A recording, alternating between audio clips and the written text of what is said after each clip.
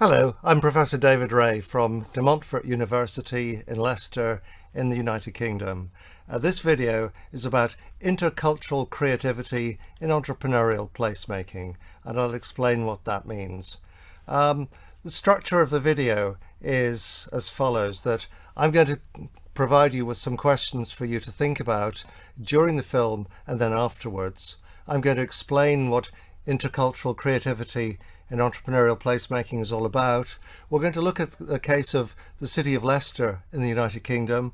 We'll have a discussion around that, and then I'll provide some conclusions. Okay, so the approach of the video is to explore how different cultures work together and how microcultural and intercultural entrepreneurship contributes to the cultural economy of a city or a place, and this can apply anywhere in the world. We illustrate how value is created, not just financial, but cultural, spiritual, heritage, social and environmental value is created through entrepreneurship within and between different micro and macro cultures. And we develop a conceptual framework for micro and intercultural entrepreneurship. This suggests how processes of learning, interaction, and cultural exchanges enable intercultural understanding, shape entrepreneurial behaviours across cultural boundaries, and enhance cultural and economic value and innovation. So here are some questions for you to think about during the film and afterwards. Firstly, what do you understand as culture in this context? What does culture mean to you? Secondly, how would you describe your own cultural identity? Where does it come from? How was this culture created? What do you think intercultural enterprises are? Can you think of an example of an intercultural enterprise? How do these intercultural enterprises emerge? And finally, how does intercultural enterprise benefit communities? Maybe you'd like to think of your own community as an example. So I'm using some long words like intercultural and entrepreneurship. Let's just define a few of these terms. What do we mean? By culture, I mean the shared identity, the heritage and values and practices of a discrete community or a group. This may be based on nationality, ethnicity, language, faith group, shared interests, or other factors. A microculture is a small, recognizably definable group, maybe within that culture, or a microculture may even span more than one culture. And they're identified by a specific combination of their characteristics. Intracultural entrepreneurship is a business activity targeted within its own cultural group. So we might think of people from Sri Lanka, for example, one quite small cultural group opening a Sri Lankan restaurant. It's limited to that group. But what if they can't attract enough diners, enough customers to survive? The market is just too small. It makes sense for them to widen their market for employees, investors, suppliers and distributors working across boundaries beyond a single microculture. They become intercultural, and that starts to change everything. That's what we're interested in, this intercultural entrepreneurship. So here we have a photograph of the Leicester Caribbean Festival, one cultural group within Leicester, and the characteristics of any cultural group, of their identity, who we are, our values, what is important to us, our spirituality, what we believe in, our heritage of history, stories and traditions are both good and bad. The locus is the term I use to call the place or places we call home, and that can be Leicester, and it can be another country that perhaps our ancestors came from. And then the social network, it's very important. Social networks usually start with families. Institutions such as schools, churches or faith groups, communities and groups and networks. It's the social glue that bonds the culture together.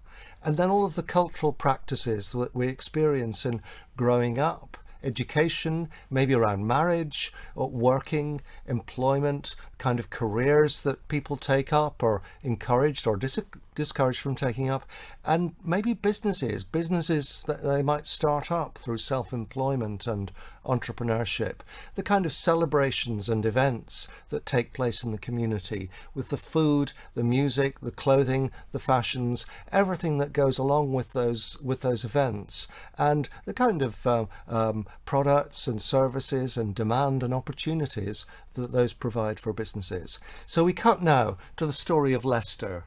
Now, the city of Leicester, we're going back 50 years to 1972. Leicester was a rather grey city in the Midlands, a manufacturing city. The main products were making socks and making underwear, believe it or not, and printing the boxes and the labels that went on those products to ship them everywhere else in the world. So it was a white culture, very monocultural, very English, quite working class, dominated by probably football, beer, fish and chips, and a band called Shawaddy at the time, which was a Leicester band, but quite limited in its cultural diversity. And then in 1972, a big event, the Ugandan Asians, as they were called, arrived. So in 1972, this Indian ethnic community in Uganda in East Africa was expelled by the tyrant Idi Amin. But these people ran the business and professional life of Uganda. We see people here on the tarmac at Stansted Airport, as it was then. No one looks their best when they've just come off an 8-hour plane journey. Many of these people held British overseas citizenship. They were able to come to Britain. Leicester was the top destination for them because they joined Indian people who were already living there. But they had to start again with the houses and jobs that they could find. But they brought their skills and they brought their culture with them, and that's important. So Leicester is now a home for many cultures. 50 years on from the arrival of the Ugandan Asians, the Indian communities who are here, they have made a huge difference to Leicester by making it their home and starting many, many businesses in many different sectors. And they've been joined by other groups over the last half century, making Leicester a world city with a unique creative culture for its size. These include people from African countries, the Caribbean, Pakistan and Bangladesh, Middle Eastern countries, China, as well as countries right across Europe from west to east and north to south. So we're going to have a discussion now about how Leicester's creative culture has developed, and I'm joined by Shivani Himanshu Ganatra, who is a student studying textile design at Montfort University.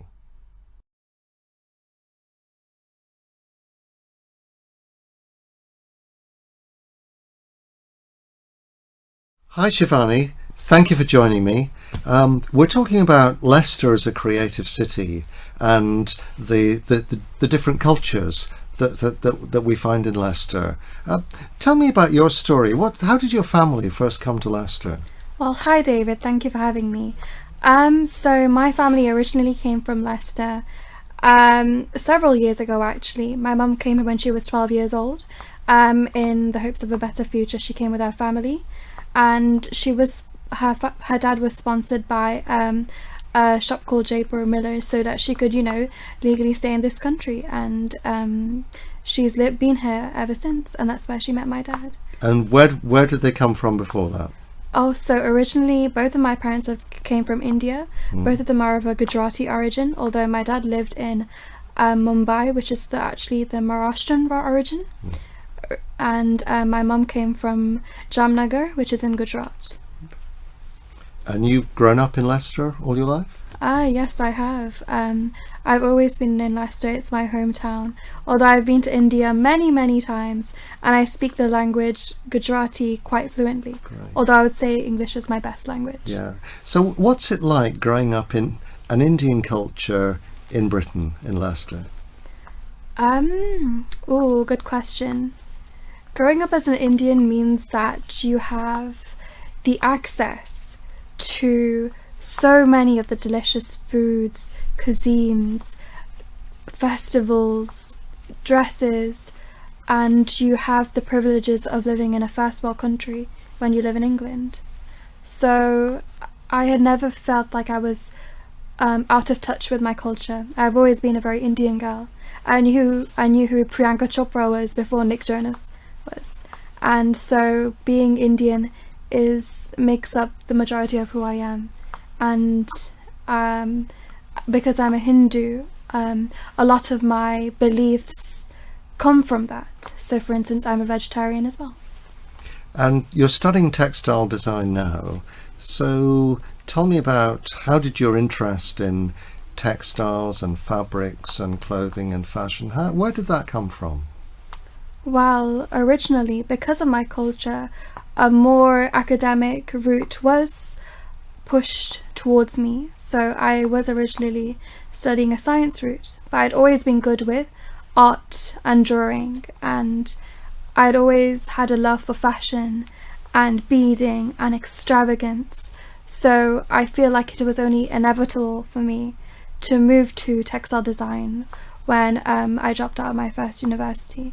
And I think having that knowledge of certain embroidery techniques, for instance, that really did help. And having the love for opulence and beading and excessiveness, which is very Indian in Indian clothing. So do you feel you're much more able to express your the creative side of your personality through what you're doing now? Oh, definitely. Everything that I produce and I make, I would say, is a part of my soul. Like all of my creations, all of my textile designs, they come from my soul. Nothing I design isn't something I wouldn't wear, I wouldn't buy. And it's very inspired by my own personal tastes and my Indian culture. Yeah, so tell me about one of your design projects. So one of my design projects was actually in my second year, and it was one of my final projects of my second year, which was my Rajasthani project. And that project, I had used specific techniques that were endangered. Actually, they were artisan techniques that were at risk of running out. So, for instance, that technique was the shisha embroidery technique, and which involves sewing around mirrors and creating mirror designs. That technique I used in my work, and I added my own twist by adding colours that I actually preferred, so like pastels and stuff, to bring a more contemporary twist to it. And I would say that was probably one of my most successful modules, because I brought something that was a part of my culture across. So you're blending traditional designs and approaches with more modern contemporary materials. Oh yes, exactly. Yeah. Like traditionally, very reds and greens and everything would be used, and right now in India actually there is more of a trend for pastels, so I'm trying to bring that across as well. Yeah. So we're here this week on a creative entrepreneurship program in Sakarya University in Turkey. Do you have any thoughts about your future career? What you'd like to do with the creative skills that you're developing? Oh, I learned a lot about loads of things. I learned a lot about teamwork and cooperating, learning about different people and learning about different ethnicities that I've never known before. I think that alone is an experience in itself, because when you've communicated with loads of different people, you know you can make yourself adapt to each and every situation, if that makes sense, because you're making yourself change to appeal to everyone. And I think that's beneficial in any business sense, like especially with working in different countries. You could be like, oh, I know this Scandinavian friend or something, and that could even become a network. You never know. How do you think that could shape your future career? Do you have any thoughts about maybe your own business, or being an independent designer, or anything like that in the future? Oh, personally, I actually want to create my own stationery line, and that is my dream.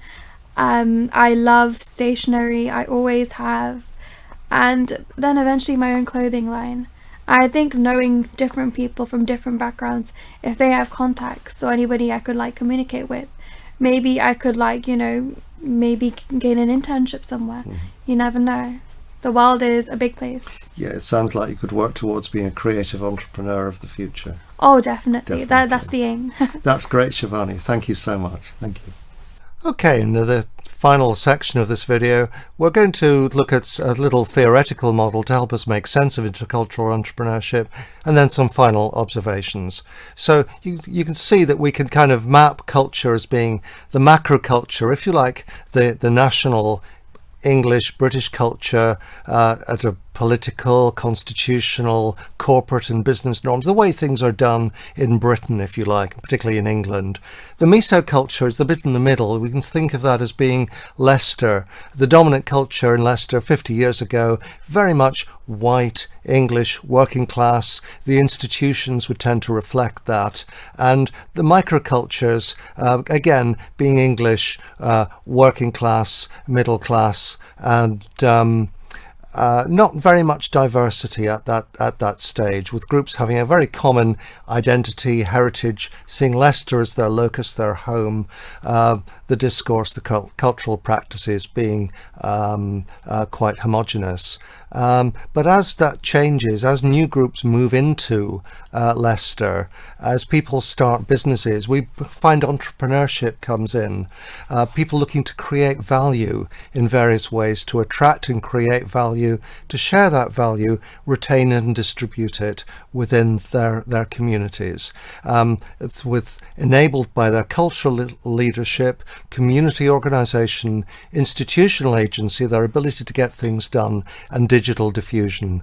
And we see here the way in which these diverse microcultures not only trade within their own cultures, but increasingly they work in intercultural ways. So they're working between the different microcultural groups, the Indian, Hindu, the Muslim, the African groups, the Eastern European groups and others. And that changes not only the meso, the city level culture, but also the national culture as well. So intercultural entrepreneurship is a dynamic set of factors which are transforming the city economy. We can see here Leicester's Mela 2019, the Indian Film Festival, and ways in which intercultural entrepreneurship is transforming the economy, the city, the cultural life, the employment, but also the festivals and the range of creative and cultural businesses which are growing. And we see here some examples of the vibrant Leicester startup scene, business accelerators, and the diverse range of business startups, creative entrepreneurs, creative producers who are emerging from both universities and from the local community. So in closing, some thoughts about intercultural entrepreneurship, that microcultural and especially intercultural entrepreneurship, they express a long present phenomenon in human development and civilization. We like to travel, we like to migrate, go and work and live in new places, share their cultures, but we bring something new. We bring our own influences as well. Microcultural creative expression is a wellspring for the flow of new ideas, for new fashion ideas, new music, new art, new film, new tastes in food culture. We look to microcultures and intercultural working where these new exciting new combinations are coming from. So intercultural entrepreneurship is where we co-create and we have cultural exchanges between communities which attract wider audiences. It's about creating and sharing creative and economic value between those communities, producing a shared cultural capital and reaching wider market opportunities. And it's also about a shared social learning, connecting entrepreneurial values and practices of these different groups and developing the bridging skills for co-working between them. Intercultural entrepreneurship contributes to creative placemaking, and we can see that in the case of not only Leicester City, but many other places as well.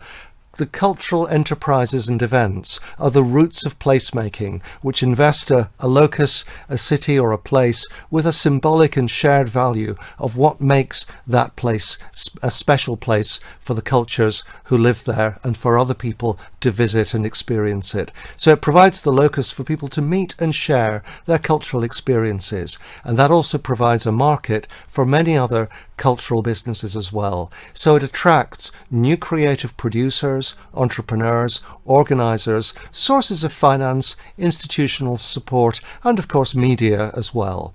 We can see Leicester was re-energised, transformed through intercultural entrepreneurship over the past 50 years, which created a unique new international identity. And this has contributed positively towards social inclusion, community cohesion, shared resilience towards adverse influences such as the prolonged lockdown in the COVID pandemic. So I'm going to close with some recommendations for intercultural entrepreneurship, which enhances social integration, cultural relations, and new forms of entrepreneurial activity. Education needs to reflect that interculturality by changing the nature, the values, the approach, the pedagogical stance of the learning process, how people learn, responding to diverse and international students' expectations of what they want to experience. Intercultural entrepreneurship can be a civil society's response to some of the international trends of nationalism, autocracy, racism, denial of minority rights that unfortunately that we see. The city can be a special place, a safe place, and intercultural entrepreneurship can shape the unique global branding of a city or a place, demonstrating its international cultural and political capital and impact. We look at Leicester as an example of that. So thank you for watching this video. If you're interested, we have some references, some further reading that you may be interested in pursuing, and just as an academic note, some points on the conceptual foundations of microcultural and intercultural enterprise that you'll be able to see in the slide deck. Thank you for watching.